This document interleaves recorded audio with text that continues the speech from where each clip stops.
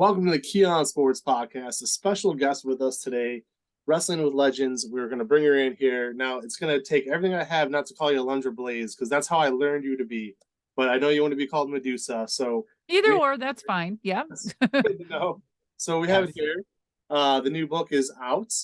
It is The Woman Who Would Be King. Mine showed up yesterday. I have already read through half of it. It is Oh excellent, my guys. gosh. Thank you. Wow. It's No a doubt about pretty it. easy read and it's Yep. hard to put down though. Oh yeah, and I'm not here to put myself over. I'm not going to, but as an author, I'm lucky. I've been able to have 12 published books. Oh, So congratulations. That's thank, awesome. thank Yes. you. I But I love do it. the reason why I say that though is because I know it's a labor of love, right? Like nobody writes a book to get famous or make a bunch of money. It's something No. you have inside you. So tell us about yours and why you decided to do it.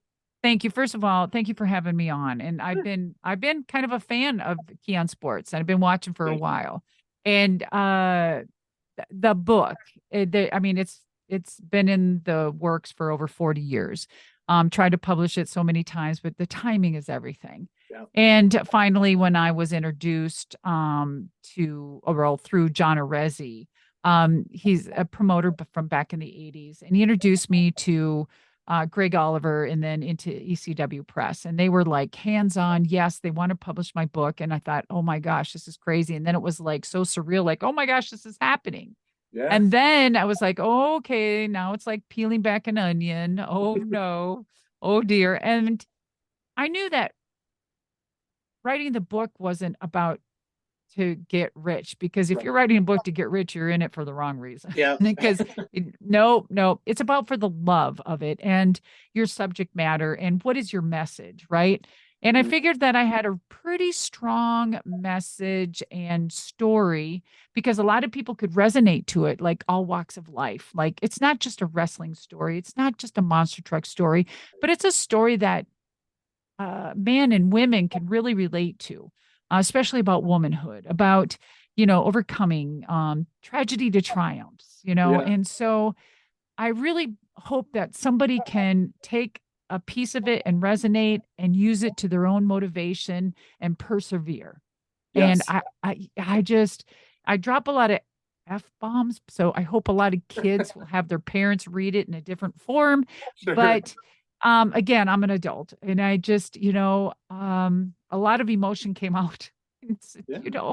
how can you not?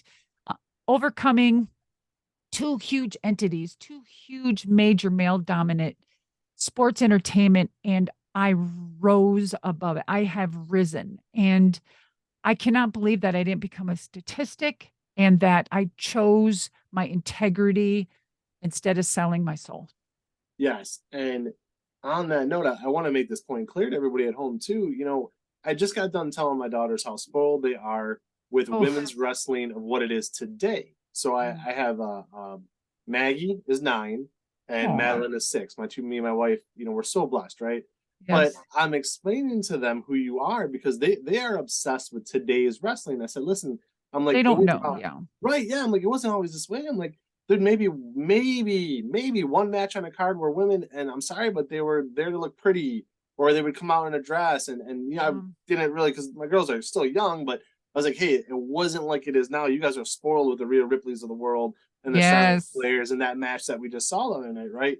So Mhm. you were the trailblazer of that, and I don't say that to be funny. You truly That's were. my legacy.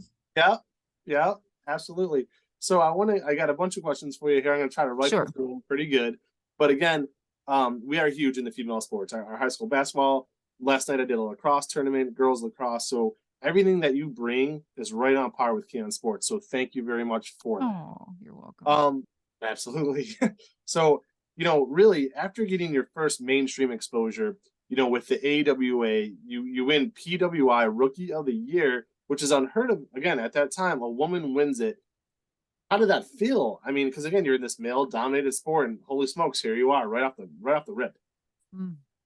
Mm. So, I didn't know that was happening. And for that to happen back then, it was a circle of men that actually made that choice.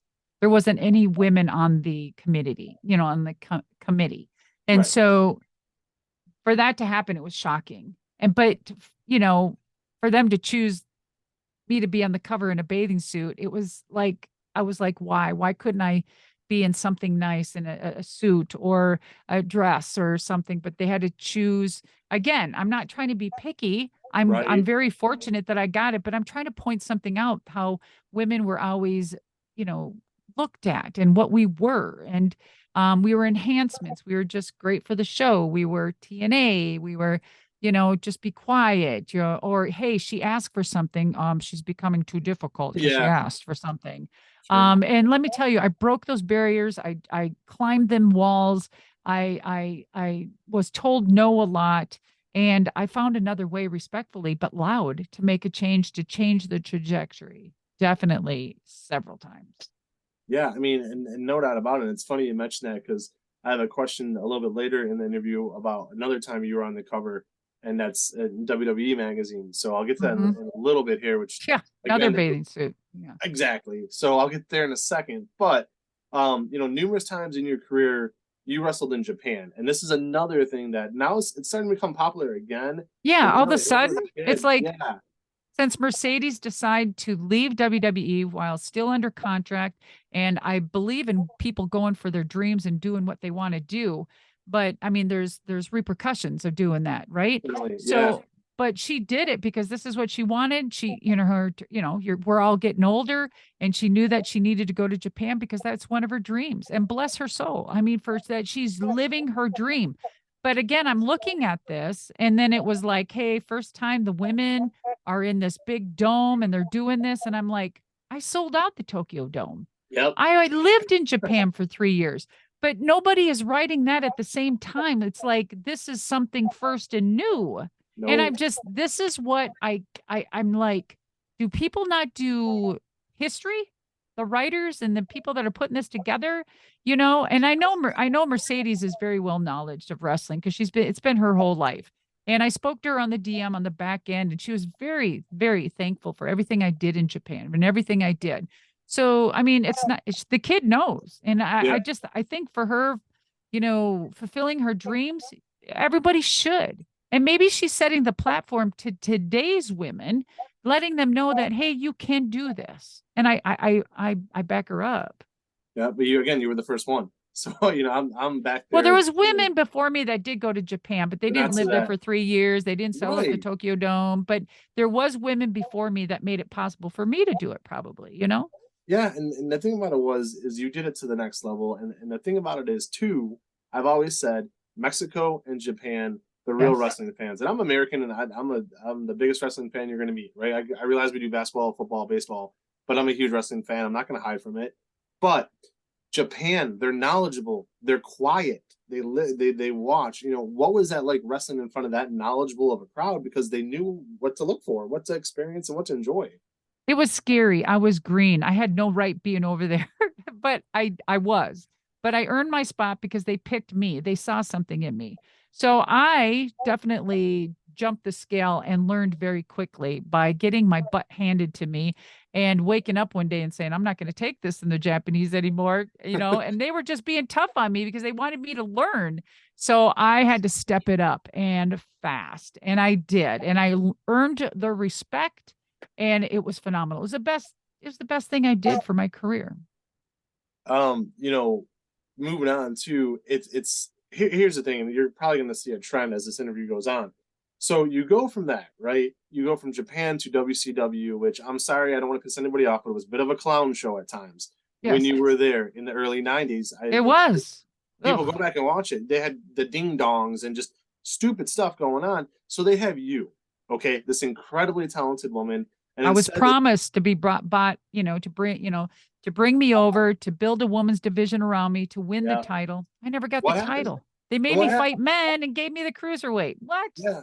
But the funny thing too is, and you're around some talented people. Rick Rude, I think, is one of the most underrated Yes, wrestlers him of all too. time, easily. And you were with the mouthpiece, and I'll say it again. Paul Heyman wrote the forward for your book here. What were some of the things that you felt maybe a little bit disappointed by how they decided to use you? I think there was a beach blast. You're half naked the whole time. I don't understand what they're Think doing. about it. Think about it. In a bikini on a magazine, a bikini in WWF, a bikini in wrestling. How were women portrayed? A Terrible. sex symbol.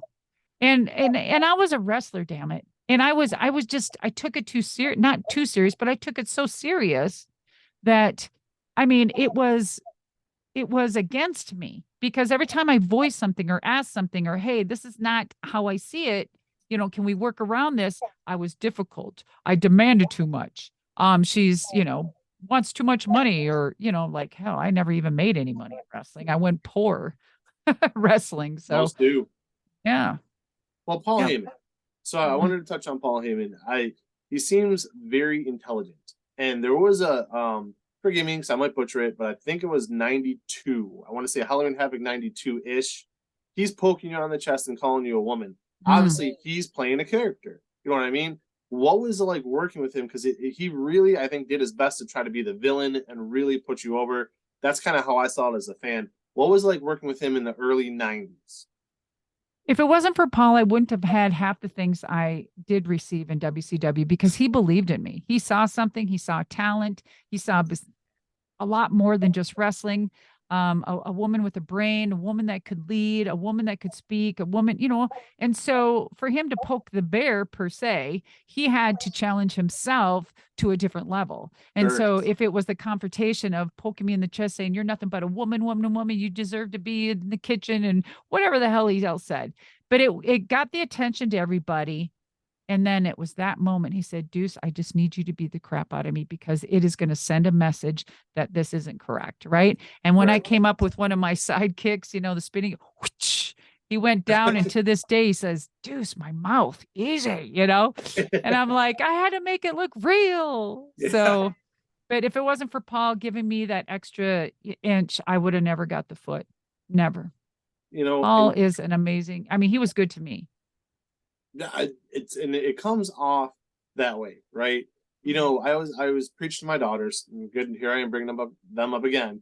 But All I right. always say you want to be genuine. You don't want to say something just for the fact of saying something. That's silly. Make sure it's Amen. something you feel inside before it comes out of you, because if that other person is genuine, they're gonna ask you more follow-up questions, and you're gonna have to answer them. Isn't that the truth? And it goes with social media. Before you're putting out that tweet and you kind of hesitate, should I send? Oh, I don't know.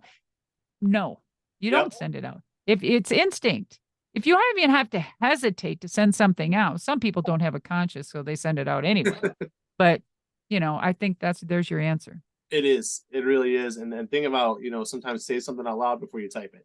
And if you could say Ah, it out isn't loud, that the truth? I do. yeah, look yourself in the Sometimes mirror. I get so hot and I'm like, da-da-da-da. I'm like, nope. As much as I'd like to put stuff out there, let me tell you, 50% of that probably comes back. No, I hear it for sure. So here you are, you know what I mean, and your name's out there now. I'm sorry, but it is. You were awesome in AWA, you were awesome in Thank you. WCW, and now you're gonna come to the WWF, which again, fans, I want you to realize in '94, early '94, they were way above WCW. Yes. This was big. Mm. So how did that come about? A couple questions for you here. How did you get to WWF, and who came up with the name Alundra Blayze? Let's see, WWF was Greg the Hammer Valentine was friends with Pat Patterson. And they were talking at one moment, and he's like, you really need to see this woman. Her name is Madusa. Unbelievable. WWF, definitely, she is your caliber. So they actually, looked me up, did some research, we spoke, and then finally, fast forward, worked, I think, a couple shows and they loved it. And then they're like, okay, Vince is like, we need a name. And I'm like, he goes, I really like Medusa. And I'm like, well, I worked so hard for that name, sir, and it's trademark and I own it. And it went silent. This whole story is in my book. And it's like, I thought I was fired before I was hired. And I was like, he goes, well, what were you thinking? Do you have a name? So I thought of a name before I even spoke to him. Like I was gonna get there. Like I knew, but I didn't. And I Sure. so it is Alundra Blayze because I always knew I wanted to be a champion and my place would be WWF at the time. And so if I had Alundra Blayze, ABC, I could always be in front of the book. So when everyone opens it, I'm always first. And if they tried to erase that, I was B, so I'd always be there. And so Alundra Blayze C champion. So I'd sign my name, and the very rare ones are like at the beginning. It's Alundra, and then the A is all the way down, and then there's the B with the backside like the A, and Yeah, then it comes down, and then it says champion. Little that's tidbit, awesome. Yep. That's awesome, guys. Buy the book. Stories like that galore. And it's funny too. I remember when I wrote my first book was from a Bret Hart promo. The name of the first Oh, book I ever wrote was Hero. The biggest Bret Hart fan you're gonna meet, and he used the word yes. hero one time in a promo, and it sticks with you. So Blaze stuck with me as a kid. Like that is just the coolest name. Then you spell it a little bit different, and just like all of it Yep. works. You know what I mean?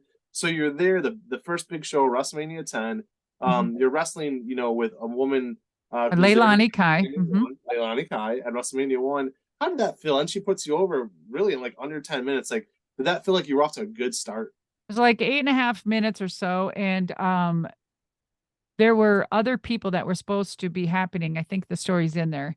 And It is. so Leilani Kai was the chosen one. Yeah. And she didn't want to do it because she had her feelings about a certain somebody. I think that's in there. I'm not sure. And so it finally it happened. And she made me look like $1,000,000. And it was WrestleMania 10. And not just because I was on WrestleMania 10, but WrestleMania 10 is probably one of the top 10, maybe WrestleManias, I think. The whole card, it was pretty good. That ladder match with Shawn Michaels, I believe, was on there. Yeah, Owen Um, and Brett's opening up. yes. Oh my God, that whole WrestleMania 10 is amazing. There's a couple of them that are really good, but um she's amazing. She's a friend to this day. And I put her over because she is one of the ones that was in Japan that made it possible for me. And I so believe she belongs in the Hall of Fame and she doesn't get the recognition. So there's many decades and eras of women's wrestling that doesn't get recognized. It's only from the Attitude Era forward.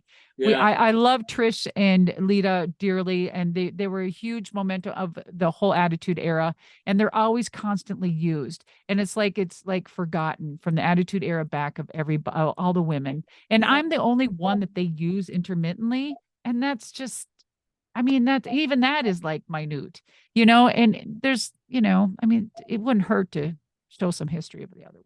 Well, I'll say this, and I don't know, Vince McMahon or Triple H is going to see this. Maybe they will. They have before. Lord knows they saw the Terry Runnels one when she came out about Brock Lesnar because I heard about that. But I'll say this as a fan and a journalist and someone who covers this.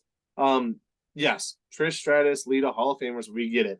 But just like when I opened up this interview, I think before we went on air, I told you that story about how I told my daughters you were an actual female wrestler, and now you Oh, see the Rhea Ripleys and the Charlottes and everything. Trish and Lita were great for their time, mhm. but right now I would love to see you tag with Becky Lynch Oh or my gosh. go in the Would ring. that not be hot? Thank you so Yeah. much. And I love Bailey too. And I Oh love God, Bayley's Natalia would be amazing. good. And Yeah. of course, Rhea, but Beth Phoenix Yeah. as well. Oh my gosh.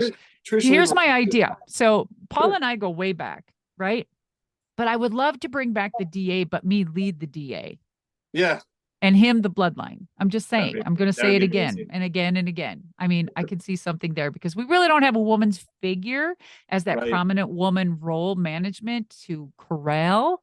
Oh Yeah. yeah. And can you Yeah. imagine the tension between Paul and I if people did the histoy? I Yeah. could It's need to say that perfect. again and again. So anyway. See, I'm in that golden age. I'm 41, so I remember the You're good. still young. But I have some great hairs that would disagree with that. But we have. I remember I grew up with Hogan, right, in the early Yes. '80s and straight through the line. So, moving on though. See here, my next question here. Yes, okay. So the card at WrestleMania 11, I thought was weak. We talked about a strong 10, but 11 was weak. It was headlined by Lawrence Taylor and Bam Bam Bigelow, right?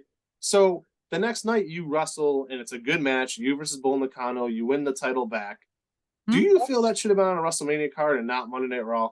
It was supposed to. I was supposed to be on WrestleMania 11. What happened? We were written off. See, and then it's funny because I'm working on Supposed to something. be Aja Kong and I. Oh, really? I'm pretty sure it was Aja. I'm Well, pretty because sure. you I won the think title it's a back from Bull Nakano the next night on yeah. Raw. So Maybe I think it was Aja. They're supposed to be. I'm pretty sure. I okay, don't well, know. I don't remember. I'll have to read my book again. I think it's in there. it's okay. I'll walk you through it super quick. So it's night after WrestleMania 11. Yes. You defeat Bull Nakano to win back your belt, and they get attacked by Bertha Faye. Mm-hmm. Why? I'll say it again. Did you take it as a slight to be written off the WrestleMania card? Did I feel I was slighted? Yes.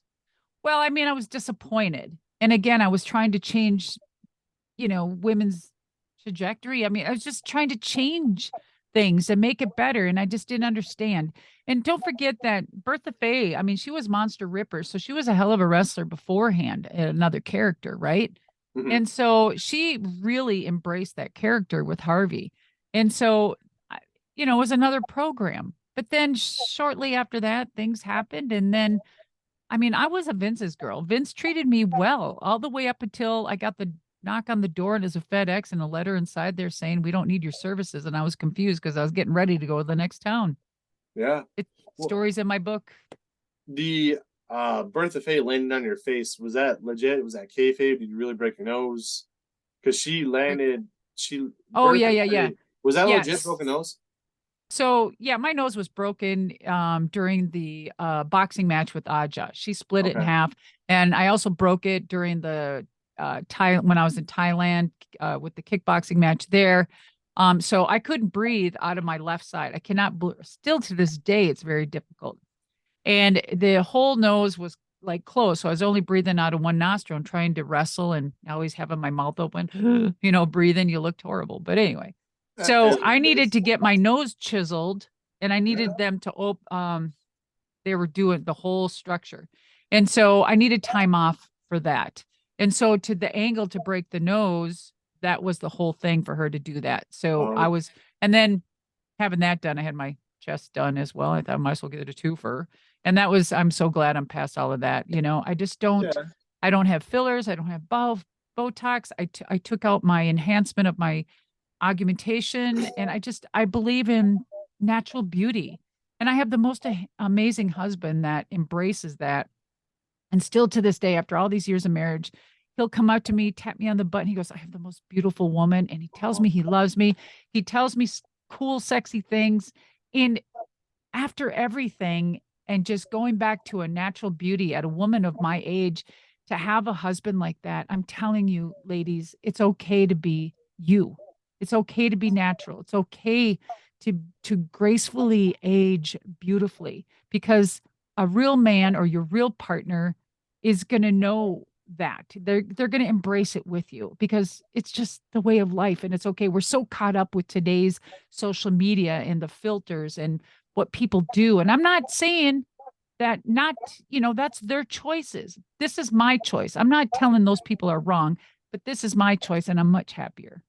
I see it all the Much time. happier. I see it all the time. I'll be in a high school stadium, and a lot of these young girls, it's sad because Mm. it's they're trying to look a lot older than they are, and then the mothers of some of these girls, you see them on social media with Trying all to the look a lot younger. yeah, and then I see them in the crowd. I'm like, is that so and so's mom? Like that looks nothing like her. Because what are you doing, right? Like your I husband don't has know. is 100% right. I love the fact at your Hall of Fame speech when you mentioned him and he got up and got that round of applause. How do you not get teared up, right? Like that I was was crying up there, and I was trying incredible. not to. And I'm like, oh my gosh, let him have his moment. Okay. I mean, that's amazing. That was He didn't know what amazing. to do. He goes, Deb, I didn't know until Ricky Steamboat was sitting next to him. Guys, the story's in my book, but he pinched him super hard. He's like, don't ruin her pop. Stand up. He goes, what's a pop? What's a pop? What am I supposed to do? So the story's in the book, guys. Here's this guy fighting for our country, and here we are Yes. in the play world of wrestling and monster trucks. And I say that with respect, not with any kind of stupidity. Yeah. Fun, right? It's hell, but it's fun. And The here's this. Hall of Fame was great, by the way. And you know what? Everyone treated me so well. And Triple H, Paul was amazing. Everybody was great. Vince was amazing. The kids today were so, I mean, they were so greeting. I mean, they greeted me with such respect. And so it's changed a lot. These kids are very respectful. Um, and it just, yeah, it's not what I expected. I was very fearful of going back thinking it was the old times, but a lot of has changed for the better. That's awesome. Yeah. As we kind of wrap up, I have a few more questions for you Yes. here.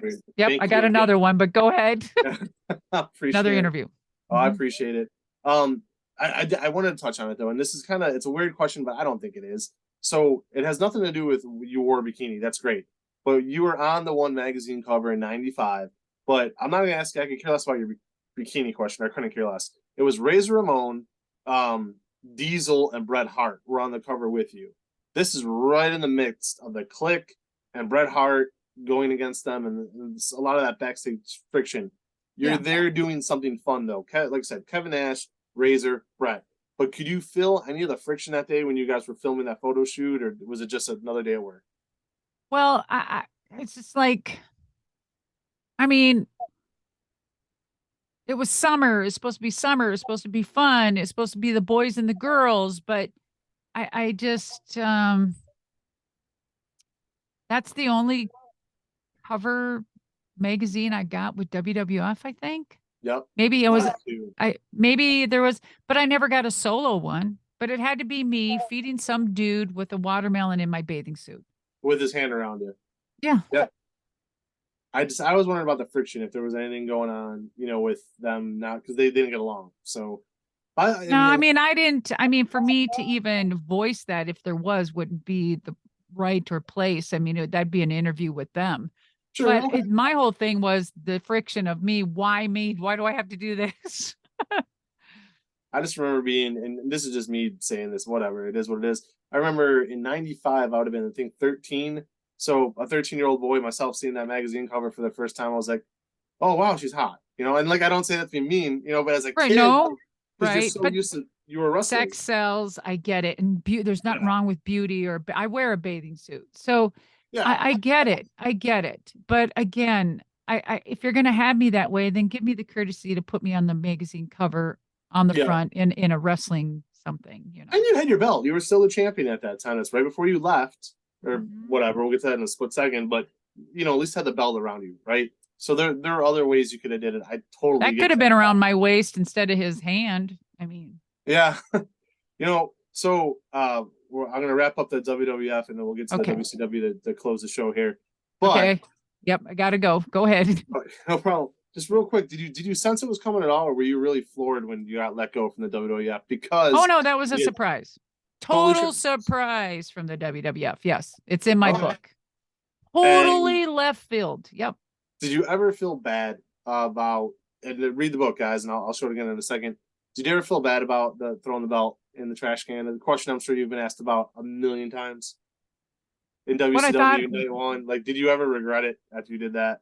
What I thought about the title trashing was, well, I got to give the title back. I'm not employed, but I got to give the title back to Vince. And so if I do this, maybe I'll get some coverage. Maybe I'll get on the cover of a magazine. Maybe I'll get some publicity. But, if we do this, because I know it was just entertainment, that's all, whatever. And I would be making a point, whatever, and then move on. I knew that, hey, if it was a guy, I knew that they would get a cover shot. They could get endorsement. They could, whatever, right? Yeah. No, I got pushed out completely. Yeah. I get it. Hey, last question for you. Thank you again. Fans, the book, Alundra, where can they, sorry, I knew I was going to play Alundra Madusa, where can you get the book? Yes. Well, guys, you can get it on Amazon. It is The Woman Who Would Be King, The Madusa Story by ECW Press and Greg Oliver, a very great guy. He's just published a couple other books. Amazing man. You can get it on Amazon. And make sure if you buy it on Amazon, you read it. Make sure you give it a review and your honest opinion. And I would love to read it. And thank you so much. Thank you. And your girls, I wish them the best. Tell them to keep fighting. And you can read them the good parts without the F-bomb. I will. For sure. You have a great day. Thank you so much. Oh, you're sweet. And good luck with everything. Thank you. God bless. All right. Bye. You too. Bye-bye.